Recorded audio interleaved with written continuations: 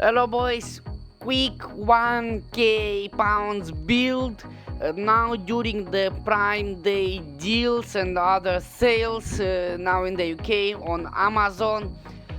So we are building a 1k gaming PC. We could go either Intel, which are on sales, either Ryzen. For 1k now I see I could go with Ryzen CPUs, which does the job pretty well. So we're starting with the CPU. You might choose either Ryzen 5 7600 non-X, but in this case I would go with 7600X, which is about 190 on Amazon. Non-X does cost a bit less, and I know it might be brought to the X version performance, but we are choosing X version because overclock it even further. So we are choosing this one because our budget does allow this. For CPU coolers, my to-go CPU or other cooling solutions are from the Arctic. So I know there is Noctua, but it's usually the most expensive CPU coolers or thermal paste. So in this case I would go with Arctic 36, which is able to cool 200 watts CPU, but we got the Ryzen 5 which is 105 watts TDP CPU. So this Arctic cooler will do the job very good. You could either swap the stock fans with P12 Max coolers, which has about 3000 RPMs, or to leave the stock ones which will do the job. You could so my to-go cooler in this case will be Arctic 36. It's a very good CPU cooler. I know there is Thermalright Peerless Assassin PS120 SE dual tower cooler. It's a very good cooler indeed, but Arctic is focusing only on the cooling, unlike Thermalright doing more stuff. To be honest, for my own build, I have chosen some Thermalright products, which is the CPU contact frame. So no hate to Thermalright, but in this case I will go with Arctic Freezer 36 CEO. You could swap the fans if you want to, but I would leave them like that. So it's extra. If you swapping the fans, it's 20 pounds on the top just to swap it. Motherboard. My to-go motherboards in this case are from MSI. In this case we got the Tomahawk B65 Wi-Fi. Now on sales on Amazon it does cost 150. We've got a few more alternatives, which is Asus stuff B650 and maybe Gigabyte Gaming AX or something like that. Just keep in mind, if you choosing MSI motherboard, you will have to train the RAM to boot the PC faster, though it's done very quick, maximum 2 minutes. You just have to activate the expo of the RAM in the BIOS and to slide the memory context in the BIOS as well. Save, reboot and let it to train the memory, and so it will take about 2 minutes. In this case we are going with Tomahawk Wi-Fi. On Amazon it's 150. Do not pay attention on the Orbit, it's 150 on Amazon. 155. Memory, we got a lot of choice here. It's either Corsair Vengeance, it's either G-Skill. Where is G-Skill? G-Skill Trident Z5 Neo. The sweet spot for this CPU is 6000 megahertz and CL30. I saw a lot of people asking on Reddit to do some changes, and I saw some of them choosing with CL36, CL40. So the sweet spot and the best RAM for this CPU is it should have the 6000 megahertz and CL30. In this case, we are going with Corsair Vengeance 6000 megahertz CL30 for 110 pounds. Seems like directly from the Corsair. There are, if you might find maybe from G-Skill, you might pick from G-Skill if it has the same price, 6000 megahertz CL30. Storage, it's pretty easy on this one. I have checked the prices on the Amazon, and the best you could buy is from the Western Digital, which is VD SN850X for 1 terabyte, which costs about 72 pounds. It's a very good NVMe SSD, blazing fast DRAM, and the stock cooler on the motherboard will be able to cool it down. Very good price. If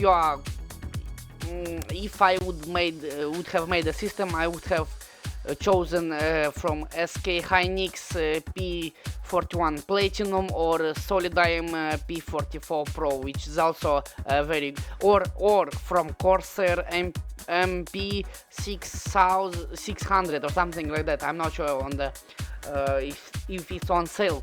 Video card for 1K budget. We've got two variants, but mostly just one variant, which is Radeon 6750 XT from XFX Speedster 3 fan version. On eBay it does cost 299 or 300, so I would pick this one for this budget. If the budget allows, I might include RX 6800 non-XT, but it does cost 70 pounds on the top. So in this case, for 1K budget, I will go with 6750 XT.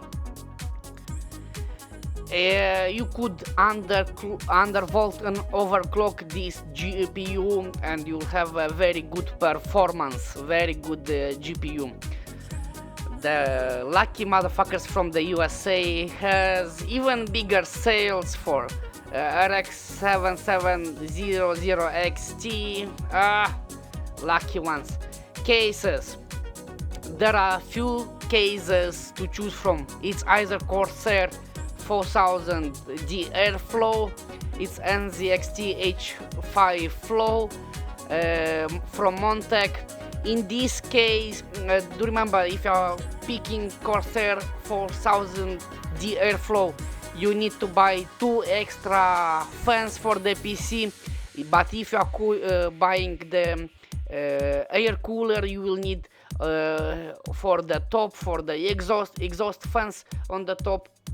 So 2 5 more PC fans for this case. NZXT, I'm not sure how many pre-installed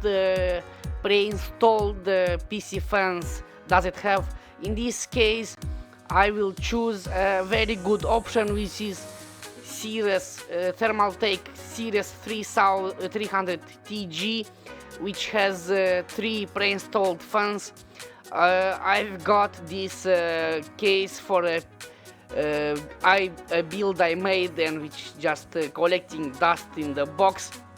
It's a very good, it's an enormous huge case. It might fit a very huge GPUs, like from XFX, which will have it does front filter, top filter underneath the case for the PSU, side filters. It's a very good case, so I will choose this one. On the sale now, it's £70. So now we got to the PSU.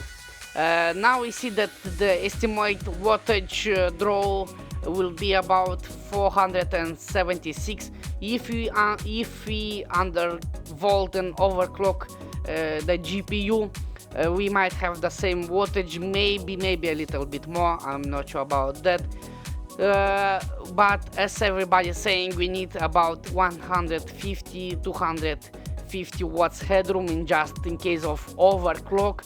If we undervolt and overclock the CPU as well, so we might have much more performance. I will choose 650 watts PSU, or let's choose 650 watts PSU just in case for the future. 750. We got for the PSUs, I will have only few options. It's either Corsair, Be Quiet, Seasonic, and maybe MSI, but MPG version, which has the Japanese capacitors, 105 degrees Japanese capacitors. Let's see what we got. We got RM750E, Be Quiet Pure, 100. Okay, we got the winner here. It's the Corsair RMX RM750X for £90, which is a good price. I would say it's a good price. It has the Japanese capacitors and the curves instead of Taiwanese, which are being used in RM750 normal version or E. So in this case, I will choose the winner is Corsair RM750X. I would have picked Seasonic Focus GX as well. Focus GX 750, either Be Quiet Pure Power 12 for 75 watts. In this case, we getting RMX 750X. We see that we got the 1025. Okay, the CPU costs the same, the cooler costs the same.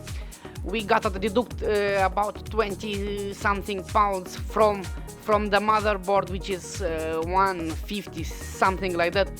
The Corsair Vengeance does cost the same. Maybe you could find some coupons on Corsair's website and it might cost even less. I'm not sure about that.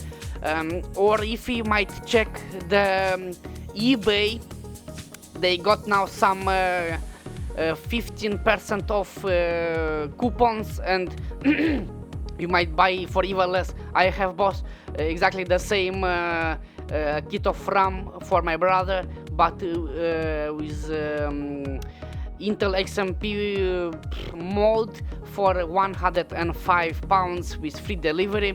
So you might check as well eBay. Western Digital Black SN850X.